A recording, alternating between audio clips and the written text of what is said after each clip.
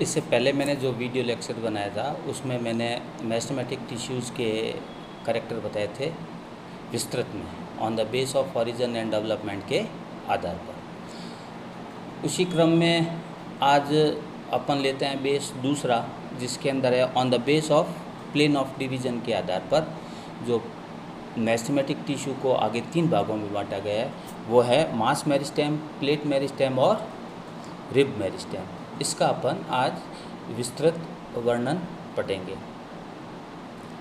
तो base of plane of division के आधार पर मैंने आपको पहले भी वीडियो लेक्चर में बताया कि इसको 3 भागों में बांटा गया, मास मेरिस्टेम, प्लेट मेरिस्टेम और रिब मेरिस्टेम। अब बात करते हैं मास मेरिस्टेम की।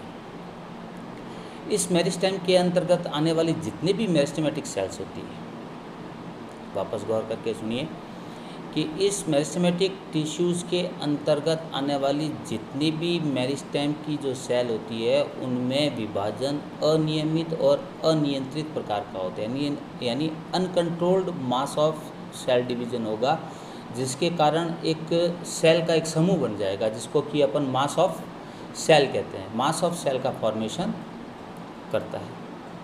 इसके उदाहरण कौन कौन से हैं? इसके उदाहरण है, एक तो एम्ब्रियो हो सकता है और एक एंडोस्पर्म हो सकता है। एंडोस्पर्म और एम्ब्रियो सैक, एम्ब्रियो के अंदर जो एम्ब्रियो सैक पाया जाता है प्रारंभिक अवस्था के अंदर, एम्ब्रियो सैक या एम्ब्रियो और एंडोस्पर्म, ये जो है वो मास मेरिस्टेम के उदाहरण हैं। तो on the base of plane of division के आधार पर पहला कौन सा कि मास मेरिस्टेम। मास मेरिस्टेम में शॉर्टकट में क्या लिखना है कि इस मेरिस्टेमेटिक टिश्यूज़ के अंतर्गत आने वाली जितनी भी सेल होती है उनके अंदर अनियमित और अनकंट्रोल्ड प्रकार का सेल डिवीज़न होता है, जिसके कारण मास ऑफ सेल का एक फॉर्मेशन होता है। उदाहरण के तौर पर एम्ब्रियो सैक और एंडोस्पर्म। ठीक है। अब आता है दूसरा, प्लेट मेरिस्टेम। प्लेट मेरिस्टेम में क्या होगा कि इस मेरिस्टेमेटिक टिश्यूज़ के अंतर्गत आने वाली जितनी भी सेल है वो पहले पेरिक्लाइनली डिवाइड होगी और पेरिक्लाइनली डिवाइड होकर के एक लेयर का फॉर्मेशन करेगी, सिंगल लेयर का फॉर्मेशन करेगी और उसके बाद उसके अंदर एंटीक्लाइनल डिवीज़न हो जाएंगे। ठीक है। तो पेरिक्लाइनल डिवीज़न से तो क्या हुआ कि एक लेयर का फॉर्मेशन हुआ और एंटीक्लाइनल डिवीज़न होने से क्या हुआ, एक छोटे छोटे ब्लॉक बन जाते हैं। तो लेयर का फॉर्मेशन और ब्लॉक का फॉर्मेशन का निर्माण हो जाता है। इसके प्रमुख उदाहरण कौन से हैं? इसके प्रमुख उदाहरण है एपिडर्मिस। आप लोगों ने पता होगा कि एपिडर्मिस जो प्लांट में होती है, बहुत कोई ऐसा कोई अपवाद स्वरूप प्लांट होगा जिसके अंदर एपिडर्मिस है वो 1 से 2 लेयर की होती है, जबकि अमूमन जो एपिडर्मिस होती है वो सिंगल लेयर होती है। ठीक है। तो इस प्लेट मेरिस्टेम के द्वारा क्या होगा कि एपिडर्मिस का फॉर्मेशन होगा। वापस इसको बता देता हूँ। प्लेट मेरिस्टेम वाले इस मेरिस्टेमेटिक टिश्यूज़ के अंतर्गत आने वाली जितनी भी सेल होती है वो पहले पेरिक्लाइनल डिवीज़न क्या करेगी, जिसके कारण सेल की एक लेयर बन जाएगी। उसके बाद उसके अंदर एंटीक्लाइनल डिवीज़न होंगे, जिससे क्या होगा कि जिससे कि छोटे छोटे ब्लॉक बन जाएंगे। इसका प्रमुख उदाहरण कौन सा कि एपिडर्मिस। फिर आती है रिब मेरिस्टेम। एपिडर्मिस के बाद फिर आती है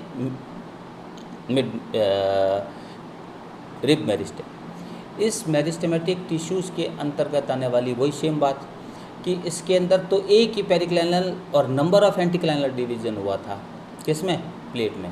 रिब में क्या होगा कि नंबर ऑफ पेरिक्लाइनल डिवीज़न और नंबर ऑफ एंटीक्लाइनल डिवीज़न हो जाएगा, जिससे कि एक जो ब्लॉक की जो संख्या है, सेल के बनने की जो ब्लॉक बनने की जो संख्या है वो अधिकतम हो जाएगी। इसके प्रमुख उदाहरण कौन से हैं? इसके उदाहरण है कॉर्टेक्स और पिथ। आप लोगों को पता ही है कि कॉर्टेक्स जो होता है वो मल्टी लेयर्ड होता है, एपिडर्मिस होती है वो सिंगल लेयर होती है। तो ये है on the base of plane of division. Plane of division के आधार पर क्या? 3, मास, प्लेट और रिब मेरिस्टेम। मास मेरिस्टेम में क्या होगा? मास मेरिस्टेम में होगा कि जो सेल होगी वो अनियमित और अनकंट्रोल्ड प्रकार से विभाजन होगी, मास ऑफ सेल का फॉर्मेशन कर देगी। एग्जाम्पल होगा एंडोस्पर्म और एम्ब्रियो या एम्ब्रियो सैक। क्योंकि एम्ब्रियो सैक है वो एम्ब्रियो के अंतर्गत आता है। प्लेट मेरिस्टेम में क्या होगा कि इस मेरिस्टेम के अंतर्गत आने वाली जितनी भी सेल होगी उनके अंदर एक पेरिक्लाइनल डिवीजन होगा और नंबर ऑफ एंटीक्लाइनल डिवीजन होगी। उदाहरण कौन सा हुआ कि एपिडर्मिस। फिर आता है रिब मेरिस्टेम। रिब मेरिस्टेम में क्या होगा तो वही सेम प्लेट मेरिस्टेम की तरह, परंतु प्लेट मेरिस्टेम में तो एक ही हुआ क्या पेरिक्लाइनल डिवीजन और नंबर ऑफ एंटीक्लाइनल। इसमें क्या होगा नंबर ऑफ पेरिक्लाइनल डिवीजन होगा और नंबर ऑफ एंटीक्लाइनल डिवीजन होगा, जिससे कि बनने वाली जो सेल की संख्या है वो अत्यधिक होगी। इसके प्रमुख उदाहरण कौन से हैं? इसके उदाहरण प्रमुख उदाहरण कॉर्टेक्स और पित्त। ठीक है, तो ये बहुत ही शॉर्टकट में मैंने आपको भी बताया, आशा है समझ में आई होगी। जब ये फिर पूरा हो जाएगा तो आप लोगों को इसके बारे में फिर सूचना दूंगा।